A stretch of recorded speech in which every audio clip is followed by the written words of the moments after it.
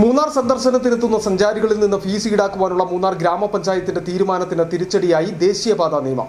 ദേശീയപാതയിൽ ഒരു വിധത്തിലും ഗ്രാമപഞ്ചായത്തിന് പണം പിരിക്കുവാൻ കഴിയില്ലെന്നതാണ് പ്രതിസന്ധിയായി മാറുന്നത്. 1956 ദേശീയപാത നിയമം സെക്ഷൻ 7 മറ്റൊരു വിധത്തിലും തദ്ദേശ ഭരണകൂടത്തിന് പണം പിരിക്കാൻ അധികാരമില്ല എന്ന് വ്യക്തമാക്കുന്നത്.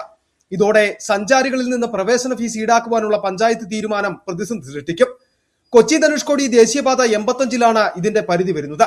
കേരളത്തിന്റെ വിവിധ ഭാഗങ്ങളിൽ നിന്നെത്തുന്ന സഞ്ചാരികൾ മൂന്നാറിലെത്താൻ ഈ വഴി മാത്രമാണ് ആശ്രയിക്കുന്നത്. ഈ റോഡിലെ പഴയ മൂന്നാർ ഹെഡ്വർക്സ് ഡാമിന് സമീപമാണ് ഹരിത ചെക്ക് പോസ്റ്റ് സ്ഥാപിക്കാൻ തീരുമാനിച്ചിരുന്നത്. ഇവിടെ സ്ഥാപിച്ചില്ലെങ്കിൽ ചെക്ക് പോസ്റ്റ് വേറെ എവിടെയെങ്കിലും മാറ്റി സ്ഥാപിക്കേണ്ടി വരും. അങ്ങനെ സ്ഥാപിച്ചാൽ അത് ഗതാഗത കുരുക്ക് രൂക്ഷമാകുന്നതിന് കാരണമാകും. പഞ്ചായത്ത് റോഡുകൾക്ക് മാത്രമാണ് പണം പിരിക്കുവാൻ തദ്ദേശ ഭരണകൂടത്തിന് അവകാശമുള്ളത് എന്ന നിയമവും തിരിച്ചടിയായേക്കും. ആ നിലയ്ക്ക് മൂന്നാർ തേനി, മൂന്നാർ ഉദുമൽപേട്ട അന്തർ സംസ്ഥാന പാതയിലും പണം പിരിക്കുന്നത് കഠിനമാകും. ജൂലൈ 1 മുതലാണ് പ്രവേശന ഫീസ് ഈടാക്കുവാൻ ഉദ്ദേശിച്ചിരുന്നത്.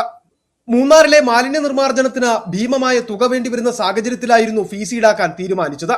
അതേസമയം മൂന്നാറിന് പിന്നാലെ സഞ്ചാരികൾക്ക് നിയന്ത്രണങ്ങളുമായി ദേവികുളം പഞ്ചായത്ത് നടപടികളുമായി മുന്നോട്ടു പോകുമെന്ന് വ്യക്തമാക്കി. 30 പേരിൽ കൂടുതൽ യാത്ര ചെയ്യുന്ന വാഹനങ്ങൾക്ക് പ്രവേശനം വിലക്കുവാനുള്ള നടപടികളാണ് ഗ്രാമപഞ്ചായത്ത് ആലോചിച്ചു വരുന്നത്.